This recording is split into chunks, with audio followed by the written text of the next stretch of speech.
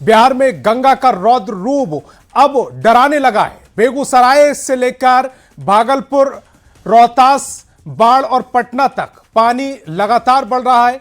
कहीं खेत डूब गए हैं, कहीं गांव की सड़कें जलमग्न हैं, तो कहीं लोग अपने घर बार छोड़कर ऊंचे और सुरक्षित ठिकानों की तलाश में हैं। हर साल बाढ़ आती है, हर साल वही कहानी, लेकिन इन सब के बीच जिंदगी हारती नहीं, आगे बढ़ जाती है। दिखाते एक रिपोर्ट।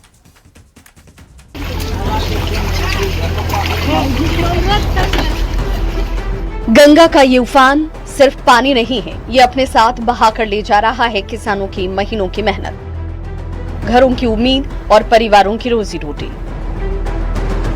बेगूसराय के सेहमा दियारा में गंगा का पानी अब गांव की ओर बढ़ रहा है। सैकड़ों एकड़ फसल पानी में डूब चुकी है और अब लोग अपना घर बार छोड़कर सुरक्षित ठिकानों की ओर जाने को मजबूर हैं।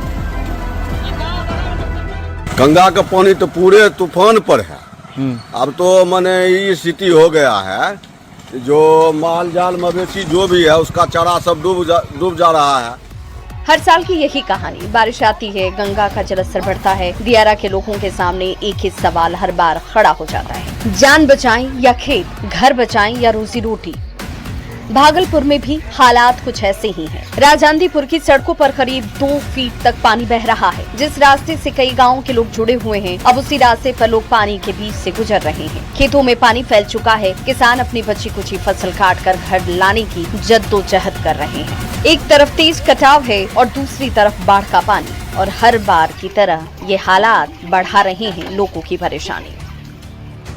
हम लोगों का गाँव में पानी आ गया है, बहुत समस्या हम लोग का गंभीर जा रहा है। इधर से गंगा कट रहा है, इधर से गंगा गांव में डूब गया है। कहाँ बाल बुतरू रखेंगे, हम लोग का कोई व्यवस्था नहीं देता है सरकार ने। बाढ़ अनुमंडल के अथमलगोला में बन रही करजान ताजपुर सेतु पर बाढ़ का पानी चढ़ चुका है। सेतु निर्माण के लिए बनाई गई टेम्पररी पुल पर बाढ़ का पानी बह रहा है और इसी रास्ते से पुल निर्माण में लगे कर्मचारी हों या फिर स्थानीय लोग हों, आवाजाही करने के लिए विवश हैं। रोहतास में सोन नदी का जलस्तर बढ़ने के बाद इंद्रपुरी बैराज से पानी छोड़ा जा रहा है। नदी के बीच बने टीलों पर खेती करने वाले लोगों को अब वहां से हटने की अपील की गई है। अपील को ध्यान में रखकर लोग सुरक्षित जगह पर आ गए, लेकिन सवाल अब भी वही है, कल घर में चूल्हा आखिर कैसे चलेगा। दिन ब दिन स्तर बिगड़ता चला जा रहा है। इन लोग को आने जाने का कोई सुविधा भी नहीं है। छोटा छोटा नाव लोग रखे हुए हैं, खतरा से लोग खेलते हैं। छोटा छोटा बाल बच्चा लेकर के वहाँ रहना, बड़ी झोपड़ी में जीविकोपार्जन करना। बड़ा परिवार है, ज्यादा उन लोग के पास जमीन भी नहीं है। वहीं पटना में भी गंगा लगातार चेतावनी दे रही है। कई घाटों पर पानी खतरे के निशान को पार कर चुका है। तटबंधों की निगरानी बढ़ा दी गई है, बालू की बोरियां लगाई जा रही हैं। आपदा कंट्रोल रूम सक्रिय है, क्योंकि प्रशासन की तैयारी अपनी जगह, लेकिन बाढ़ का दर्द उन आंखों में जिन्होंने हर साल पानी को अपनी जिंदगी को उजाड़ते देखा है। और हर साल बाढ़ आती है, हर साल कोई न कोई अपना घर बार छोड़ता है, हर साल खेत डूबते हैं और हर साल सपने बह जाते हैं, लेकिन जिंदगी नहीं रुकती। किसान फिर से खेत तैयार करता है, घर फिर बसते हैं, चूल्हे फिर जलते हैं और उम्मीद एक बार फिर से जन्म लेती है। जरूरत सिर्फ इतनी कि इस बार बाढ़ आने से पहले मदद उन लोगों तक पहुंचे जो पानी से नहीं, अपनी बेबसी से लड़ रहे हैं। गंगा का पानी बढ़ रहा है, दर्द अंतहीन है, लेकिन इन लोगों की हिम्मत उससे कहीं बड़ी है, क्योंकि ये हालात पहाड़ों पर बरसते पानी की वजह से है। नेपाल से निकलता पानी बिहार के मैदानी इलाकों को हर साल यूं ही डुबोता है, लेकिन सरकार इसे रोकने के लिए अब कदम बढ़ा रही है और उम्मीद की जानी चाहिए कि ये सूरत बहुत जल्द बदलेगी। Bureau report, news 18। और लखीसराय में गंगा का रौद्र रूप देखकर लोग बाढ़ की आशंका से सहमे हुए हैं। बड़हरिया के दियारा इलाके में जल स्तर तेजी से बढ़ रहा है। परवल, कद्दू की सब्जी की फसल डूब रही है। किसान नाव के सहारे परवल और कद्दू की फसल को बाजार ले जा रहा है। किसानों का कहना है कि फसल डूबने की कगार पर है। अगर जल स्तर इसी तरह बढ़ता रहा तो पशुओं को भी नाव के सहारे ऊंची जगहों पर ले जाना पड़ेगा। वहीं बड़हरिया कॉलेज गंगा घाट पर बढ़ते जल स्तर के बाद जिला प्रशासन के एसडीआरएफ की टीम को 2 बोट के साथ तैनात किया गया। कॉलेज गंगा घाट पर बांस से बैरिकेडिंग की गई है। वृद्धि हो रहा है, हम सब डूब रहे हैं, नाव के सहारे अभी आए हैं। उस पर दियारा से क्या क्या सब्जी बर्बाद हो चुका है? हाँ, पानी घुस रहा है उसमें, शाम तक लगता है कि डूब जाएगा, अभी बढ़िए रहा पानी। ये गंगा की स्थिति तो गंगा बहुत तेजी में बढ़ रही है। हमारा सब खेती में सब्जी उब्जी सब डूब गया। देखिए छान के ला ही रहे हैं अभी तोड़ के, वो भी कल से अभी खत्म हो गया, सब डूब गया सब्जी उब्जी। गाय भैंस लाएंगे भाग के। बिहार की सियासत में उपेंद्र कुशवाहा के बयान ने ऐसी करवट ली कि अब सवाल बयान से ज्यादा बयान बदलने के मतलब पर उठ रहे हैं। पहले कुशवाहा ने कहा कि नीतीश कुमार की राजनीतिक विरासत को संभालने के लिए उनकी पार्टी आरएलएम तैयार है, लेकिन जब इस बयान को लेकर सवाल उठे तो अब कुशवाहा की सफाई सामने आई है। कह रहे हैं विरासत कोई सरकारी पद नहीं, यानी पहले विरासत पर दावा और अब सवाल उठे तो विरासत का मतलब ही बदल दिया। रिपोर्ट दिखाते। अब नीतीश कुमार जी ने फुर्सत ले ली है बिहार की राजनीति से एक तरफ से।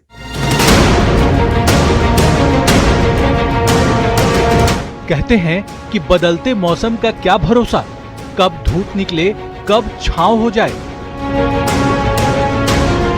कुछ ऐसा ही सियासी मौसम बिहार में इन दिनों नजर आ रहा है। बयानों के तीर और उन पर कटाक्ष के लिए तलवारें खूब चल रही हैं। कभी विरासत का दावा ठोका जाता है तो कभी पलक झपकते ही मौसम की तरह सुर बदल जाते हैं। कहानी शुरू होती है राष्ट्रीय लोक मोर्चा के प्रमुख उपेंद्र कुशवाहा के उस बयान से, जहां उन्होंने कहा कि नीतीश कुमार अब राजनीति से विश्राम ले चुके हैं और उनकी इस विशाल विरासत को संभालने के लिए हमारी पार्टी यानी आरएलएम तैयार है। उन्होंने एक तरह से फुर्सत ले ली है।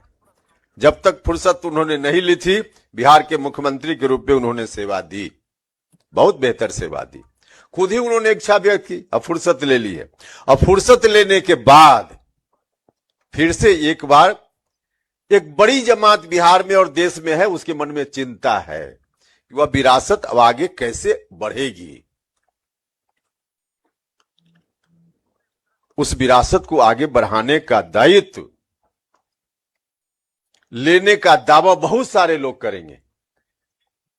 अब आज की तारीख में हमारा दावा है कि हम कितना आगे सफल होंगे हम नहीं जानते हैं, लेकिन बिहार में एक बड़ी जमात है जिसकी अपेक्षा, जिसकी आकांक्षा है कि राष्ट्रीय लोक मोर्चा को यह दायित्व संभालना चाहिए, अपने हाथ में लेना चाहिए। उनके इस बयान के बाद राजनीतिक गलियारों में सुगबुगाहट तेज हो गई, सवालों की बौछार होने लगी। तो नेताजी यानी उपेंद्र कुशवाहा ने अपने बयान का मतलब ही बदल दिया। अब सफाई दे रहे हैं कि विरासत कोई सरकारी पद नहीं है। जिस विरासत की बात उन्होंने की थी उसका संबंध सत्ता से नहीं बल्कि विचारों और मूल्यों से है। विरासत का मतलब कोई सरकारी पद नहीं होता है। विरासत तो हमारे पूर्वजों ने जो हमको सिखाया, उनकी जो सीख है उसको आगे अब कैसे हम बढ़ाएं ताकि आगे की पीढ़ी उसको सीखे और उसके आधार पर हमारे समाज का निर्माण हो, हमारा समाज चले और सरकार आवश्यकता अनुसार उसके हिसाब से आए। यानी पहले विरासत पर दावा, अब विरासत को सत्ता से अलग बताने की कवायद, और फिर आया वो बयान जिसने कहानी को और दिलचस्प बना दिया। निशांत कुमार को लेकर भी उन्होंने कहा कि जिस तरह दीपक मेरा बेटा है, निशांत भी मेरे बेटे जैसे हैं। अरे भैया, सबसे पहले उपेंद्र कुशवाहा है जिसने आगे बढ़कर कहा था कि निशांत कुमार को लाना चाहिए पार्टी में, नहीं है। क्यों भूल जाते हैं लोग? पूरे तौर पे निशांत को उपेंद्र कुशवाहा का आशीर्वाद प्राप्त है। जिस तरह से दीपक प्रकाश मेरा पुत्र है, वो भी मेरा बेटा ही है। इस बयान के बाद जेडीयू नेता श्याम रजक भी उपेंद्र के सुर में सुर मिलाते नजर आए। उन्होंने कहा कि नीतीश कुमार का जो विचार है वह एक व्यक्ति तक सीमित नहीं होता, पूरे बिहार और देश के लिए ये विजन है जो नीतीश कुमार की विरासत के हकदार हैं। नीतीश कुमार जी का जो विजन है, नीतीश कुमार जी का जो विचार है, वो सिर्फ एक व्यक्ति तक सीमित नहीं होता है। पूरे बिहार और पूरे देश की जो जनता है जो नीतीश कुमार के विरासत के हकदार है। इसलिए अगर उपेंद्र कुशवाहा जी ने कहा है तो वो एक प्रतीक के रूप में कहा है। यानी विरासत की बहस अब सिर्फ विचारधारा तक सीमित नहीं, सियासत में रिश्तों, उत्तराधिकार और भविष्य की राजनीति तक पहुंच गई है। तो सवाल ये है कि पहले नीतीश की विरासत के लिए आरएलएम ने दावा क्यों ठोका, जब सवाल उठे तो विरासत को सत्ता से अलग क्यों कर दिया? क्या पहला बयान दिल की बात थी और दूसरा बयान राजनीतिक सफाई? ये तो जनता तय करेगी, क्योंकि जनता जानती है बयान बदला है, दावा नहीं। अब बिहार की सियासत में विरासत विचारों की है या फिर विरासत के बहाने सत्ता की अगली पारी की तैयारी? पटना से न्यूज़ 18 के लिए आनंद अमृतराज और धर्मेंद्र कुमार की रिपोर्ट। फरक्का जल संधि पर बिहार की सियासत गर्मा गई है। लालू प्रसाद ने एक पुराना वीडियो जारी कर संजय झा पर निशाना साधा। लालू प्रसाद पुराने वीडियो में कहते दिख रहे हैं कि फरक्का जल संधि देश के खिलाफ है। अब लालू प्रसाद के वीडियो पर जेडीयू ने सवाल उठा दिए। जेडीयू ने लालू प्रसाद से पूछा, जब जल संधि हुई थी उस वक्त वो बिहार के सीएम थे, जल संधि के दौरान वो खामोश क्यों थे?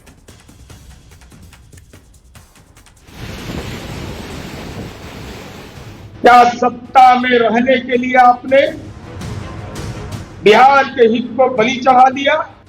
बिहार में फरक्का जल संधि को लेकर सियासत तेज हो गई है। जेडीयू के राष्ट्रीय कार्यकारी अध्यक्ष संजय झा फरक्का जल संधि के रिन्यूअल पर विरोध कर रहे हैं। उन्होंने साफ कहा, बांग्लादेश के साथ अब ये जल संधि आगे नहीं बढ़नी चाहिए, इससे बिहार को भारी नुकसान हो रहा है। बिहार में बाढ़ और गाद की समस्या बढ़ रही है। अब फरक्का जल संधि को लेकर लालू प्रसाद ने एक पुराना वीडियो जारी किया, जिसमें संसद में लालू प्रसाद फरक्का जल संधि पर सवाल उठा रहे हैं। लालू प्रसाद ने दावा किया कि उनकी पार्टी ने फरक्का जल समझौता का विरोध किया था। इतना खतरनाक ट्रीटी कर दिया, दान कर दिया। हुकुमदेव जी, पानी भीतर, ताला बंद और उस ट्रीटी को तोड़वाइए। कोई जरूरत नहीं है, कोई जरूरत नहीं है। ये ट्रीटी देश के खिलाफ में है।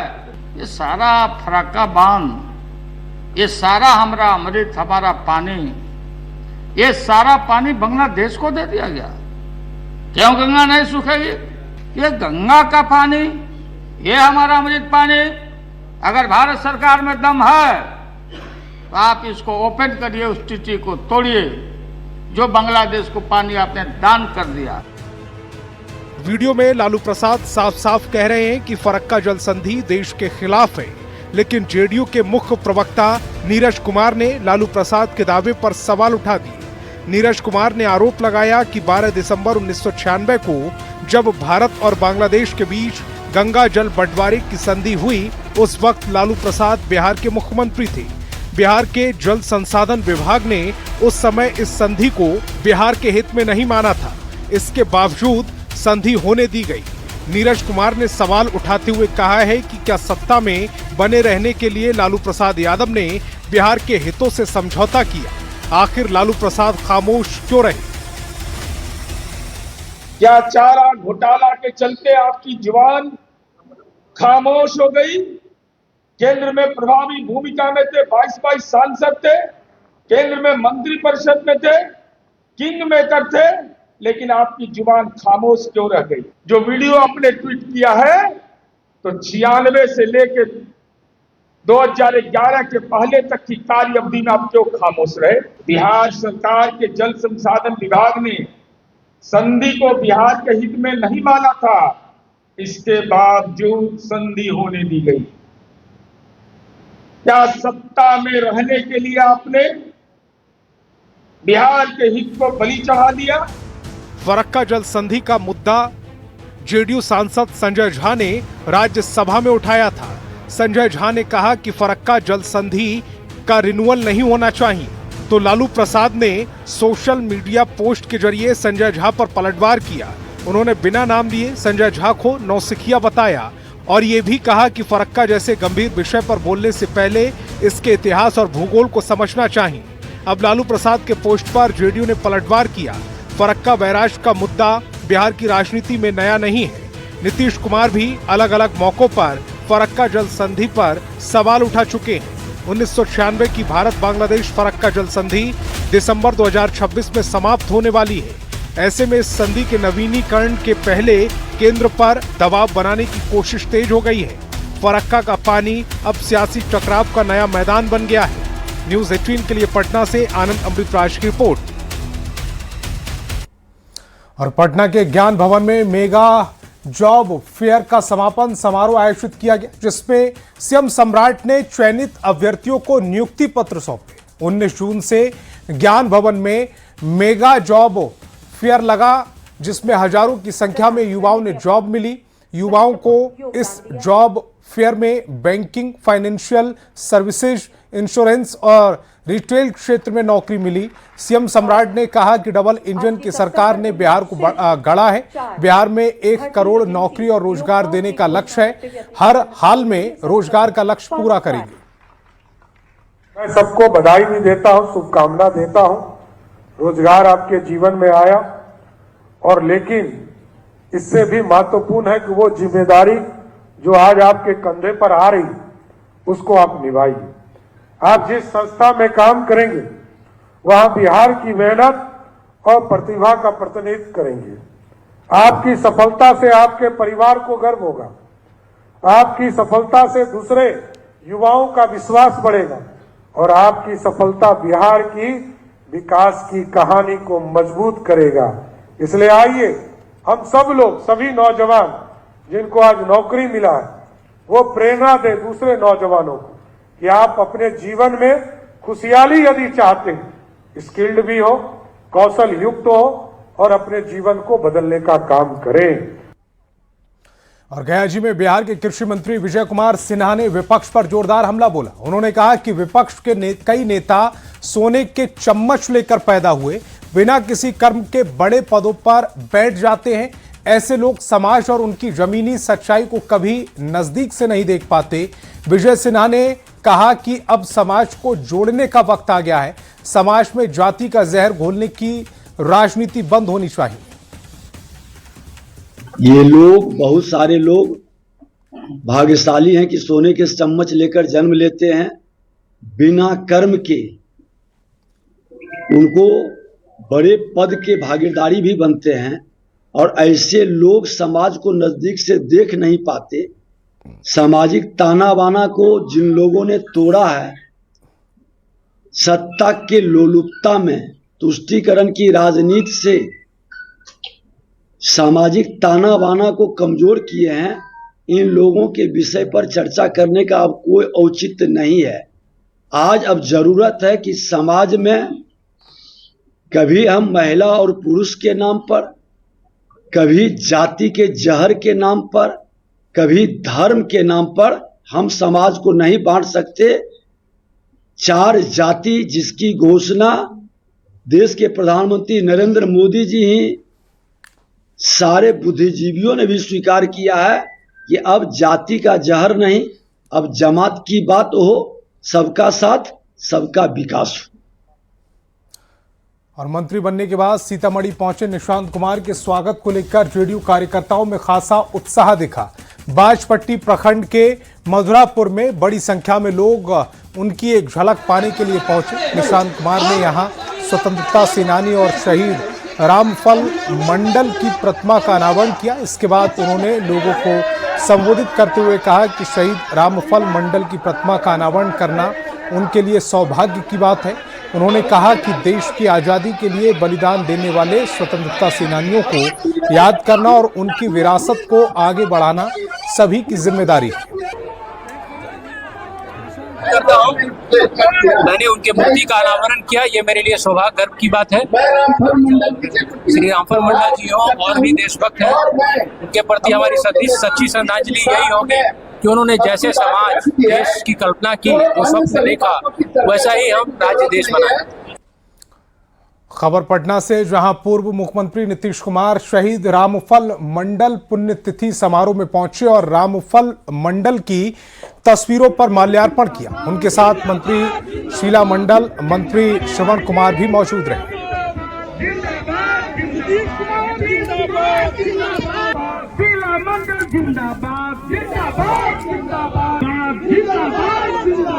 बिहार सरकार में मंत्री निशांत कुमार पटना में आयोजित सम्मान समारोह में शामिल हुए। उन्होंने कहा कि प्रजापति समाज समन्वय समिति की ओर से समारोह हो रहा है। मेरे पिता हमेशा अति पिछड़ा वर्ग के उत्थान की वकालत करते थे। उन्होंने पिछड़ा वर्ग और अति पिछड़ा वर्ग के कल्याण के लिए एक अलग विभाग बनाने की पहल की थी। आज मैं प्रजापति समाज समन्वय समिति द्वारा आयोजित इस सम्मान समारोह में सम्मिलित होने आया हूँ। मेरे पिताजी हमेशा अति पिछड़ा के उत्थान की बात करते रहे। उन्होंने जननायक कर्पूरी ठाकुर के विचारों को जमीन पर उतारने का काम किया। पिछड़ा वर्ग एवं अति पिछड़ा कल्याण वर्ग को स्वतंत्र विभाग देने का काम किया। हमने पिछड़ा वर्ग के लिए बहुत कुछ किया, अति पिछड़ा वर्ग के लिए काफ़ी कुछ किया, जैसे ग्राम गरीब परिवहन योजना है, कौशल विकास योजना है, सिविल सर्विस योजना है। बिहार सरकार में मंत्री दीपक प्रकाश ने पंचायत चुनाव और परिसीमन को लेकर कहा कि सरकार पहले परिसीमन कराएगी और उसके बाद पंचायत चुनाव होंगे। दोनों काम निर्वाचन आयोग की प्रक्रिया के तहत किए जाएंगे, इसीलिए अभी चुनाव की समय सीमा बताना उचित नहीं है। उन्होंने कहा कि परिसीमन, आरक्षण और चुनाव से जुड़े काम समय पर कराने के लिए विभाग पूरा सहयोग करेगा। छात्रों और युवाओं के धरना प्रदर्शन पर मंत्री ने कहा कि उनकी मांगों पर संबंधित विभाग कार्रवाई करेगा। चुनाव से पहले परिसीमन कराने का निर्णय हुआ है सरकार का, तो पहले परिसीमन कराया जाएगा, फिर चुनाव कराया जाएगा। दोनों ही काम निर्वाचन आयोग के द्वारा कराए जाने हैं। तो आपका सवाल जो होगा कि टाइम वही हम बता रहे हैं कि चूंकि दोनों ही काम निर्वाचन आयोग के द्वारा कराया जाना है, तो टाइमलाइन कमिट करना विभाग के लिए संभव नहीं होगा। लेकिन विभाग की तरफ से जो भी सहयोग दिए जाने की जरूरत है निर्वाचन आयोग को, ताकि सही समय पे सभी काम हो पाए, परिसीमन का काम हो, आरक्षण का काम हो या फिर चुनाव का काम हो, समय पे कराए जाने की कोशिश की जाएगी। सांसद और आरएलएम प्रमुख उपेंद्र कुशवाहा ने राज्य में बढ़ती महंगाई और चीनी की कीमतों में हुई बढ़ोतरी पर चिंता जताई। उन्होंने कहा कि चीनी की कीमत एक साथ बढ़ना ठीक नहीं है। उन्होंने सरकार और संबंधित विभाग से इस मामले को गंभीरता से देखते हुए जरूरी कदम उठाने का आग्रह किया। से विषय तो है, तो इस पर भारत सरकार या जहां जो इनसे संबंधित है यह विषय, उनसे मेरा आग्रह है कि इस विषय को देखना चाहिए। इतनी कीमत एक साथ बढ़ जाए ठीक नहीं। मुंगेर के नगर भवन परिसर में हम पार्टी की ओर से गरीब चौपाल कार्यक्रम का आयोजन किया गया। कार्यक्रम में बिहार सरकार के मंत्री और हम पार्टी के राष्ट्रीय अध्यक्ष डॉक्टर संतोष कुमार सुमन शामिल हुए। कार्यक्रम के दौरान गरीबों और आम लोगों की समस्याओं को लेकर बात रखी गई। नेताओं के मुताबिक लोगों के आवेदनों को मंत्री के कार्यालय तक पहुंचाया जाएगा, जहां समस्याओं के समाधान को लेकर मंत्री खुद पहल करेंगे। गरीब चौपाल के दौरान प्रदेश में चीनी के बढ़ते दाम का मुद्दा भी उठा। विपक्ष के आरोप पर पलटवार करते हुए मंत्री संतोष कुमार सुमन ने कहा कि त्योहारों के सीजन में कुछ मुनाफाखोर और जमाखोर चीनी का स्टॉक कर लेते हैं, जिससे बाजार में कीमत बढ़ जाती है। मंत्री ने कहा कि सरकार जमाखोरी करने वालों को चिन्हित कर उनके खिलाफ सख्त कार्रवाई कर रही है। कुछ लोग होते हैं जो स्टॉक करते हैं, ताकि स्टॉक करके चीनी का दाम बढ़ाया जाए। स्टॉकिस्ट का ही अति है कि चीनी का दाम बढ़ा है, लेकिन माननीय प्रधानमंत्री जी इसकी समीक्षा किए हैं और ऐसे लोगों को चिन्हित किया जा रहा है, उनको दंडित किया जा रहा है। और निश्चित तौर पर दूसरा बात है कि जो हमारा गन्ना है, गन्ना का उत्पादन कम हुआ है इस बार, उसका भी एक कारण है। तो सरकार इसके लिए कोशिश कर रही है, आयात करने की भी कोशिश कर रही है, ताकि सारा चीज जनरलाइज हो जाए। और सीतामढ़ी से बड़ी खबर है। एलजेपी रामविलास विधायक अमित कुमार रानू के बेलसंड स्थित उनके कार्यालय पर सीतामढ़ी और मुजफ्फरपुर पुलिस की संयुक्त टीम ने छापेमारी की। पुलिस की कार्रवाई में अवैध हथियार और कारतूस बरामद होने की सूचना है। छापेमारी के दौरान पुलिस ने 2 लोगों को हिरासत में लिया, जिनसे पूछताछ जारी है। कार्यालय और आसपास के इलाकों में पुलिस की छापेमारी फिलहाल जारी है। मामले की पुष्टि सीतामढ़ी के एसपी ने की है। आपको बता दें कि मुजफ्फरपुर में विधायक के भाई पर जबरन जमीन पर कब्जा जमाने का आरोप है, जिसके बाद विधायक के मुजफ्फरपुर स्थित उनके आवास और सीतामढ़ी के बेलसंड स्थित उनके कार्यालय पर छापेमारी लगातार जारी है। खबर बांका से, जहां सांसद गिरिधारी यादव ने पुलिस पर बिना सर्च वारंट उनके पैतृक घर समेत 3 ठिकानों पर छापेमारी करने का आरोप लगाया। उन्होंने इस कार्रवाई को दुर्भाग्यपूर्ण बताते हुए भागलपुर आईजी से जांच की मांग की। सांसद ने कहा कि इससे उनकी और परिवार की प्रतिष्ठा को ठेस पहुंचती है। वहीं बांका एसपी ने बताया कि छापेमारी सांसद के घर को निशाना बनाकर नहीं की गई थी। पुलिस आरोपी लालधारी यादव की तलाश कर रही थी। लालधारी यादव सांसद गिरिधारी यादव के छोटे भाई हैं। बिना वारंट के मेरे पैतृक गाँव में, देवर वाले घर में, खाना वाले घर में बांका जिले के पुलिस ने एसपी के आदेश से रेड किया है। हम यही जानना चाहते हैं, क्योंकि हम एसपी साहब से मिलने का भी प्रयास किए, उन्होंने मुझे समय नहीं दिया। एक दिन अपने लेटर पैड पर भी लिख के दिए कि मैं आपसे मिलना चाहता हूँ, उसके बाद भी मुझे समय नहीं दिया। जब समय नहीं दिया तो हम देखे अब इस बात को मीडिया में रखना पड़ेगा। और आप जान रहे हैं कि हम एक भी 107 कम कर्म मेरे ऊपर नहीं है, मेरे परिवार के किसी सदस्य के ऊपर 30 साल 40 साल से नहीं है।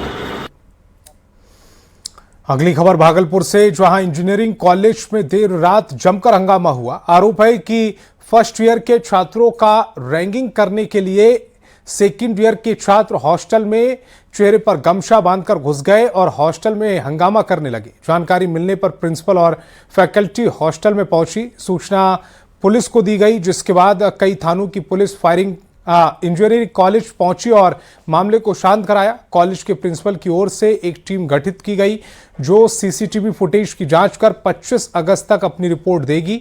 रैगिंग को लेकर एंटी रैगिंग सेल भी बनाई गई है। इसके बावजूद भी इंजीनियरिंग कॉलेज में हर साल इस तरह के मामले देखने को मिल रहे हैं।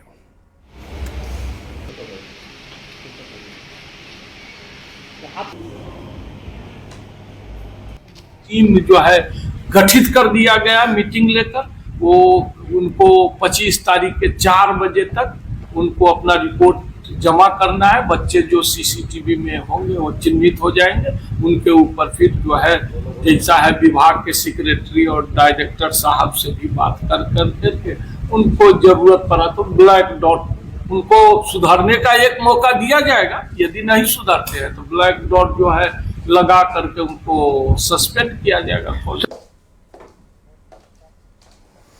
ट्रांसपोर्ट, टूरिज्म और कल्चर, रोड और सिविल एविएशन की संसदीय समिति पहली बार बिहार आई है। इस कमेटी में 15 से 20 सांसद हैं जो कल पटना में बैठक में शामिल होंगे। जेडीयू सांसद संजय झा ने संसदीय समिति का स्वागत किया। पटना की बैठक के बाद समिति कल गयाजी भी जाएगी। आरजेडी की ओर से फरक्का बैराज पर सवाल उठाने पर संजय झा ने पलटवार किया और कहा कि थेथरोलॉजी का कोई जवाब नहीं हो सकता है। उन्होंने कहा कि 30 साल बाद संधि की अवधि खत्म हो रही है, ऐसे में बिहार के हित को ध्यान में रखते हुए कोई भी बात होनी चाहिए।